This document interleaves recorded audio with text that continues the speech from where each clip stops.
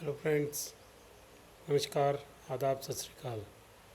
दोस्तों, सबसे पहले मैं आपको एक खुशखबरी दे दूं कि जो बीएसएफ का जवान पाकिस्तान की कस्टडी में था, जो गलती से बॉर्डर क्रॉस करके पाकिस्तान चला गया था, वो आज इंडिया वापस आ चुका है। तो ये एक अच्छी न्यूज़ है उसकी फैमिली के लिए और उसके लिए। तो दोस्तों, आज का वीडियो बनाने का मकसद ये था कि जब ये ऑपरेशन सिंदूर ख़त्म हो गया, उसके बाद हमारे प्रधानमंत्री साहब ने नेशन को एड्रेस किया था, तो उसमें उन्होंने एक चीज़ बोली थी कि अब कोई भी जो आतंकवादी हमला होगा उसको वार समझा जाएगा। तो इसको डिटेल में जानने के लिए, इसको मतलब क्या है इसका, तो ये जानने के लिए तो मैंने ग्रुप के ऊपर एक क्वेश्चन किया, तो उसका मुझे जवाब मिला, तो वो मैं आपके साथ शेयर करना चाहता हूँ कि इस सारी स्टेटमेंट का मतलब क्या है। तो आइए, अब मैं आपको स्क्रीन पे ले चलता हूँ। तो ये मेरा क्वेश्चन था, what does it mean any future terror attack will be treated as acts of war India. तो ये मेरा क्वेश्चन था। तो इसके जवाब में काफ़ी लंबा चौड़ा इसने जवाब दिया है, तो मैं पूरा तो नहीं पढ़ूंगा, लेकिन इतना ज़रूर है कि जो मेरा पर्पज़ था वो मुझे मीनिंग ऑफ स्टेटमेंट में मैं ये सारी आपको ये जो टेक्स्ट है ये आप पढ़ सकते हैं। तो आराम से आप पढ़िए, मैं पूरा अगर पढ़ूंगा तो बहुत टाइम लगेगा इसमें।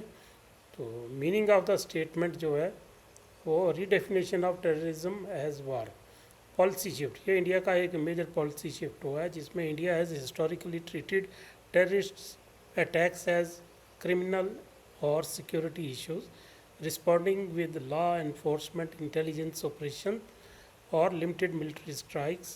फॉर एग्जांपल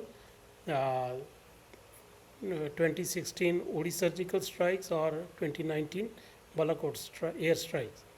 तो ये क्या है कि मतलब इंडिया पहले जो टेररिज्म के जो एक्ट्स होते थे उसको एक क्रिमिनल या लॉ एनफोर्समेंट की तौर के ऊपर लेता था, इंटेलिजेंस ऑपरेशंस वगैरह इसके ऊपर, या फिर लिमिटेड मिलिट्री स्ट्राइक्स जैसे कि उड़ी में किया या बालाकोट में किया, तो इतना ही मतलब करता था इंडिया।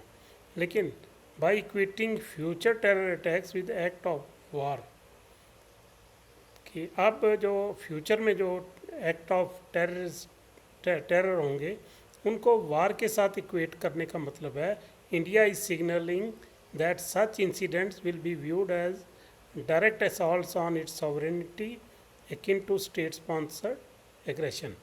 कि इंडिया इसको, अगर कोई भी टेरर अटैक होता है तो इंडिया इसको एक अपनी सॉवरेनिटी के ऊपर अटैक मानेगा, जस्ट लाइक कि किसी बाहर की कंट्री ने हमारे के ऊपर हमला कर दिया है तो इंडिया इसको वैसे ही ट्रीट करेगा और वैसे ही रिस्पॉन्ड करेगा। Legal and strategic implications, an act of war implies a higher threshold of response. कि अब जो एक्ट ऑफ वार होगा, जब भी कोई कंट्री दूसरी कंट्री के ऊपर वार थोपती है तो उसमें दूसरी कंट्री को भी पूरा जो रिस्पॉन्स फुल फ्लेज देना पड़ता है। तो वही अब अगर टेरर अटैक होता है तो हमें उसका जो इनिशियल रिस्पॉन्स होगा वो बहुत बड़ा होगा, छोटा मोटा रिस्पॉन्स नहीं होगा। इसका यही मीनिंग है, potentially justifying large scale military action. के लार्ज स्केल मिलिट्री एक्शन हो सकता है, इंक्लूडिंग क्रॉस बॉर्डर ऑपरेशन हो सकते हैं, एयर स्ट्राइक्स हो सकती है, इवन ब्रॉडर कॉन्फ्लिक्ट, बहुत बड़ा युद्ध भी हो सकता है। कॉन्फ्लिक्ट का मतलब क्लैशेस हो सकते हैं बहुत बड़े, जो कि युद्ध का ही रूप होगा। रादर देन डिप्लोमेटिक और पुलिस मेजर्स, सिर्फ पुलिस एक्शन करना या डिप्लोमेटिक एक्शन लेना वो नहीं रहे, वहाँ तक सीमित नहीं रहेगा। अब इसका बड़ा हमले से ही जवाब दिया जाएगा। This aligns with international law principles where state sponsored or state tolerated terrorism can be grounds for military action।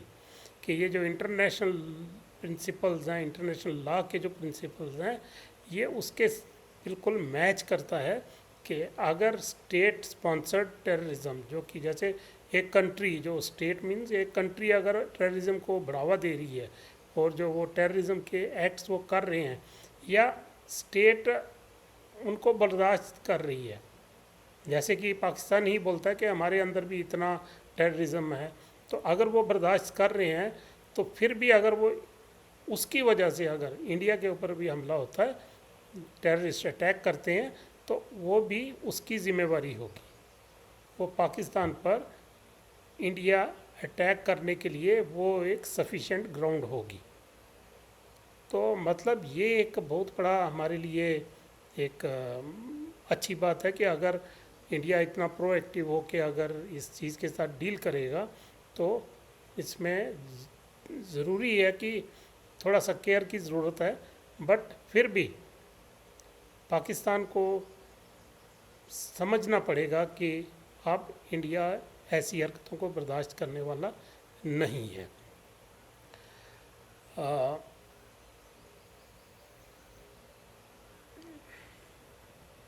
अब आगे है targeting state sponsors, focus on Pakistan, कि पाकिस्तान तो फोकस के ऊपर है ही है कि लश्कर तोयबा और जैश ए मोहम्मद ने जैसे पार्लियामेंट पे अटैक किया था, या 2008 में मुंबई अटैक्स हुए थे, तो ये उनके ऊपर डायरेक्ट पाकिस्तान के लिए ये मैसेज है।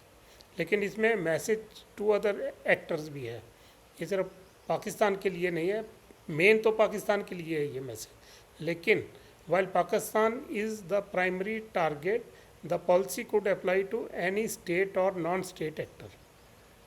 कि पॉलिसी, ये पॉलिसी दूसरी स्टेट्स मतलब दूसरी कंट्रीज़ या जो नॉन स्टेट एक्टर्स हैं, अगर कंट्री नहीं है फिर भी अगर कोई ऐसे ग्रुप्स हैं जो ऐसी एक्टिविटीज़ करते हैं, टेरर की एक्टिविटीज़ करते हैं, उनके लिए भी ये अप्लाई होगा।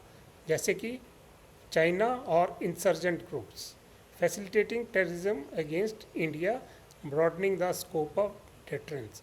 तो मतलब उनके ऊपर भी वार लाइक एक्शन ही होगा।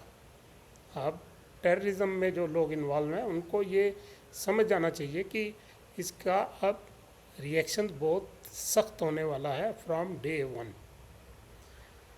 तो ये काफ़ी लंबी चौड़ी उसका रिप्लाई है, आप इसको पढ़ सकते हैं आराम से। तो क्योंकि इसमें अगर सारा पढ़ने लगूं तो काफ़ी लंबा वीडियो भी हो जाएगा और आपको भी पढ़ने में थोड़ा बोरियत, सुनने में थोड़ा बोरियत महसूस होगी, ये तो मैं जानता हूँ। लेकिन इसका एक लास्ट का पैराग्राफ जो मेरा मेन क्वेश्चन था वो हमें पता लगेगा उसके बारे में कि कौन सी एक्टिविटी जो है वो ऐसा एक्शन के लिए मतलब इंडिया को जाना पड़ेगा। क्या एक छोटा मोटा जो एक्शन होगा, छोटी मोटा कोई एक्ट होगा, जैसे किसी को इंजरीज होगी, कहीं पर फायरिंग होगी, तो क्या हम फौज लेके चल पड़ेंगे? ऐसा नहीं है। जो ग्रोक ने जवाब दिया है उसके अकॉर्डिंग, जो उसने जज किया है, जो उसकी अपनी असेसमेंट है, उसके हिसाब से वो क्रिटिकल एनालिसिस, ये ज़रूरी है पढ़ना। एम्बिग्यूटी इन इम्प्लीमेंटेशन, कि कैसे इम्प्लीमेंट करें, किस सिचुएशन में इम्प्लीमेंट करें, ये बहुत बड़ा फैक्टर होगा। The statement's broad phrasing any future act of terror raises questions about what qualifies as a terror act, warning terror attack, warranting a war like response, कि कौन सा ऐसा एक्ट होगा जिसको कि वार लाइक रिस्पॉन्स देना पड़ेगा। Minor incidents, for example lone wolf attacks, कि अकेला इक्का दुक्का जो होते हैं हमले, किसी के ऊपर गोलियां चला दी, ये क्या ऐसे इंसिडेंट्स को के केस में भी वार लाइक रिस्पॉन्स होगा? Might not trigger this policy, कि ऐसे जो वो कह रहा है उसकी असेसमेंट है कि ऐसे जो छोटे मोटे होते हैं उनको ये वार लाइक जो रिस्पांस है वो नहीं मिलेगा, but large scale attacks like Pahalgam clearly would. लेकिन अगर बड़े अटैक जैसे पहलगाम में हुआ, अगर ऐसा होता है तो फिर ज़रूर ये ऐसा एक्शन वार लाइक एक्शन ज़रूर मिलेगा। The lack of clarity could lead to inconsistent responses. Evidence and attribution, ये बड़ी बात यह है कि उसमें कहता है कि accurately attributing attacks to Pakistan और स्टेट एक्टर्स इज़ चैलेंजिंग, कि किसी कंट्री के ऊपर आप इल्ज़ाम लगा दो वो एक चैलेंजिंग होगा। उसके लिए क्या है, स्पेशली विद डिनाइबल प्रोसेस, कि आप जो भी इल्ज़ाम लगाओगे वो डिनाई कर देंगे। तो उसके लिए क्या है कि आपके पास सॉलिड प्रूफ होने चाहिए, तभी आप ऐसा एक्शन, वार लाइक एक्शन ले सकते हो। ये इम्पोर्टेंट बात है कि miss attribution risk unwarranted escalation, कि अगर मिस एट्रीब्यूशन होगी, मतलब आपने गलत इल्ज़ाम लगा दिया, तो वो एक बहुत बड़ा युद्ध का रूप ले सकता है, बहुत बड़ी इसमें प्रॉब्लम हो सकती है, as seen in past India Pakistan crisis, जैसे कि पहले हुआ है। तो दोनों कंट्रीज न्यूक्लियर हैं, तो इसलिए दोनों को, मतलब इंडिया तो नहीं चाहेगा न्यूक्लियर अटैक करना, क्योंकि इंडिया की पॉलिसी भी है नो फर्स्ट यूज़, लेकिन उससे नीचे तो जो कुछ भी होगा वो इंडिया यूज़ कर सकता है, as noted by defence experts like कि मिसकैलकुलेशन अगर कुछ होती है तो ये एक बड़ा बवाल बन सकता है, बहुत बड़ा रूप ले सकता है, एक छोटा सा जंग भी।